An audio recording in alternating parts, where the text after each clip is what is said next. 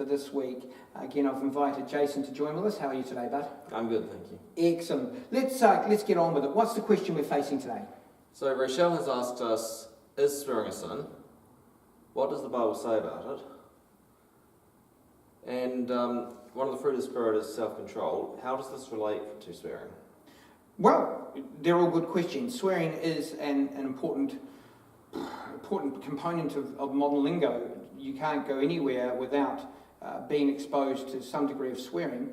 And of course, you have to ask the question, what is swearing, and all those sorts of things. So Absolutely. Probably that's the first place to start. So we'll start with, what is swearing? Yep, excellent. Okay, well, what would you call swearing? You got me there. I think I would say that it's a particular word which has taken on an offensive meaning in our cultural context. Okay, that's a fair way of looking at it. Except any word can offend, so does that mean that every word that offends you is swearing? So we have to define it a bit more carefully. So let's see what the dictionary says. The dictionary says that swearing is an offensive word or a language, or a crude language, or a coarse language, or a foul language, engaged in the desire to cause harm, hurt, or just offence.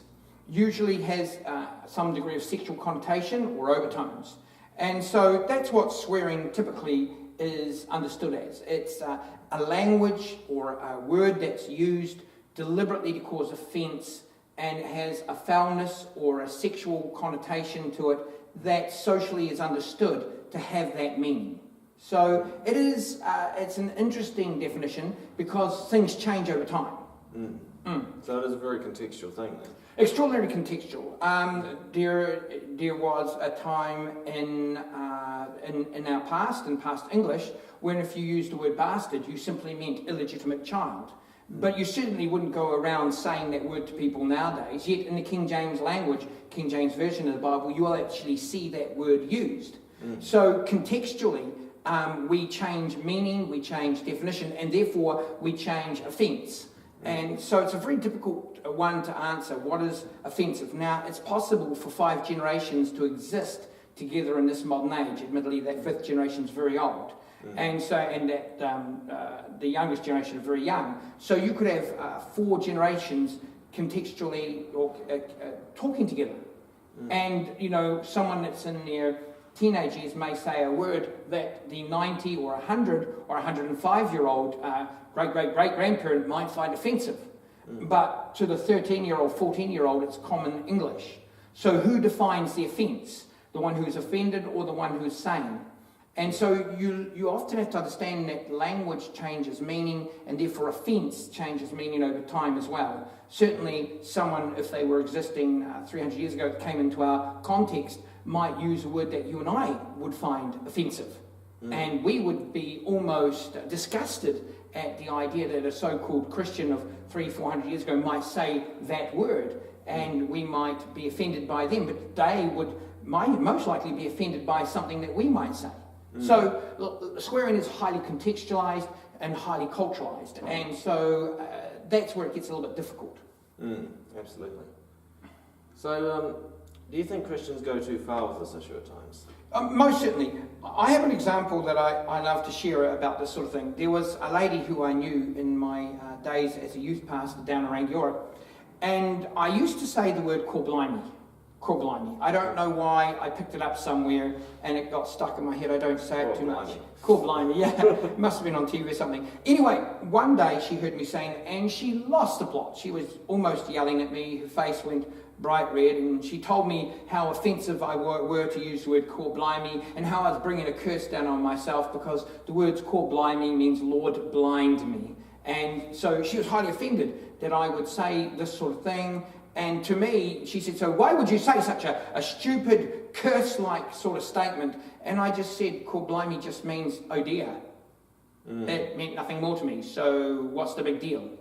And she basically started to cut me off because she thought that I was using cursing language inside of my lingo. And really, as I reflect back on that as a much older person, I think she was just stupid. She was being silly. And she went way too far because she was too busy looking for offence and not looking for understanding. So I certainly believe that it's possible for Christians to go too far, especially if you accept that you're living in a world which doesn't reflect your own morality. My morality is my morality. To demand my morality of everyone else is to be a tyrant. And that's ridiculous. I don't need you to buy into my morality. I need to hold my own morality because I believe in it. And so I think Christians can get way too flimsy in their thinking and way too offended. And that's just pointless. It's just a waste of time to be offended for the sake of offence. We need to grow some intelligent muscles so we're not so easily offended by other people's words. Absolutely. And this next one we've touched on already. Do the meanings of various words change? All the time. And so we have to take into account that you may hold a different meaning to a word that I might hold. And it's not merely contextual in time, it's also contextual to the individual. Certainly, certain people get offended by words that I don't. I recently watched a YouTube clip. It was about lesbian, gay issues and about sexual agenda issues. And this particular young lady, university young lady, got very angry for being called she, for having the word she. And she said, how dare you restrict my identity down to the word she. You robbing me of my identity by calling me she or her. Now, certainly from the perspective of my wife, Tanya, she would certainly be more offended if I didn't say the word she. If I used a gender-neutral term on my wife, Tanya would turn around and say to me, don't do that, that's rude. And so we live in an age, of course, of very fickle mentality, especially in the West. We're so worried about offending each other that we're about to say nothing at all. So yeah, I think it's not just change of meaning in time and in history. It's also now become so absurd that we're so offended by neutral words in our current age. So to her, if this young lady from the university was standing here and I said something to her that identified her as female, she would consider me absolutely swearing. And I saw her turn on this other guy and yell at him. And I thought she was swearing by yelling at him. But apparently, because she was offended, she was more right than he was. So in that sense, we're so fickle nowadays that swearings now, even neutral words, can appear as if they were offensive or like swearing. So in a lot of ways, we could say that swearing is an invalid problem. It is and it isn't. We make it, my mum's expression, we make a mountain out of a molehill. We're over-focusing on the trivial. If we end up being so offended by someone's language, but we're not offended by our own lack of concern for people who are in need, then we've got a problem. If I'm more offended by somebody dropping an offensive word on me than my lack of ability or desire to reach out and make a difference in the lives of those in my society, then I think I'm actually more wrong as a Christian than the other person who swore. It's easy to be offended by the language and not offended by the lack of action. See, lack of action in God's economy, I think, is more offensive than words. Absolutely, yeah. Yeah, so but it's easy to create a simple morality.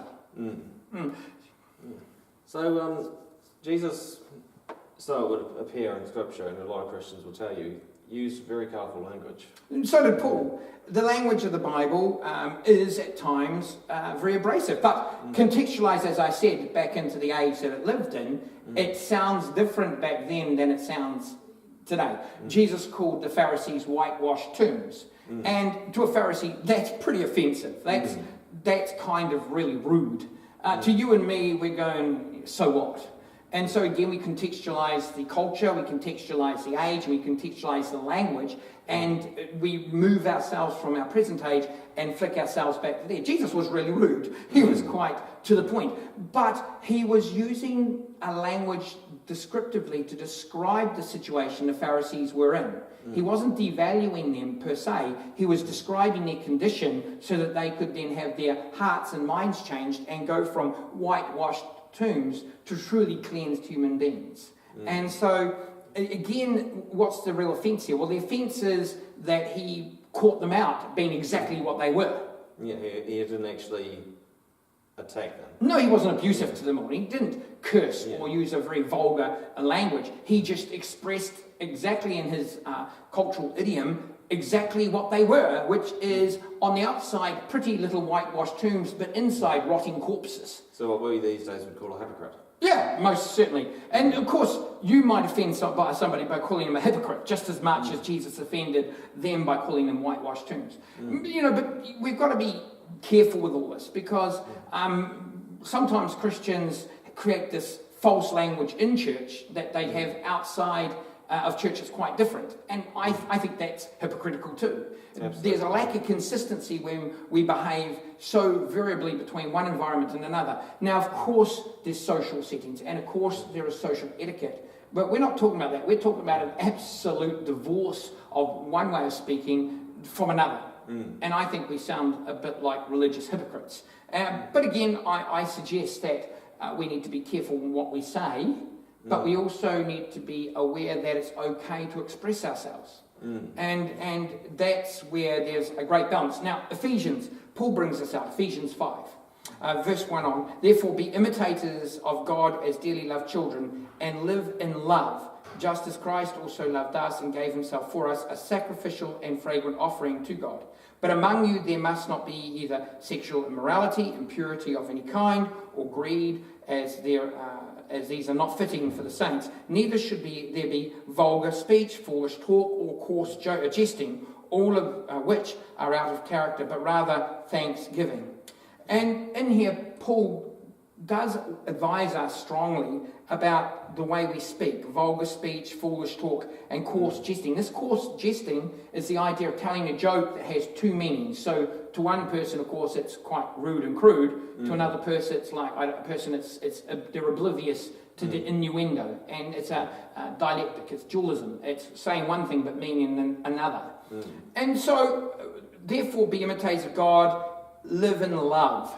And so my language should be a loving thing. Now, loving does not mean non-confrontive. It doesn't mean not direct. It doesn't mean not expressing exactly what I desire to express. It simply means not ripping you apart or degrading you or making you less than what you truly are to God. And so, and I thought about this.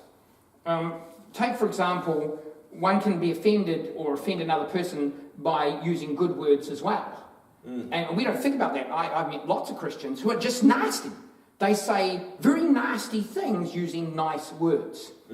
A classic example, people can be very nasty by saying, oh, you don't speak in tongues, therefore you're obviously not spirit baptized, and therefore you obviously don't belong to God. I think that's highly degrading. I think that's highly offensive.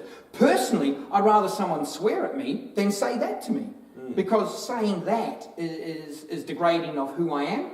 It's also degrading of my faith, but it's also degrading of the work that Christ has done. And so Christians can be extraordinarily nasty by not saying one swear word.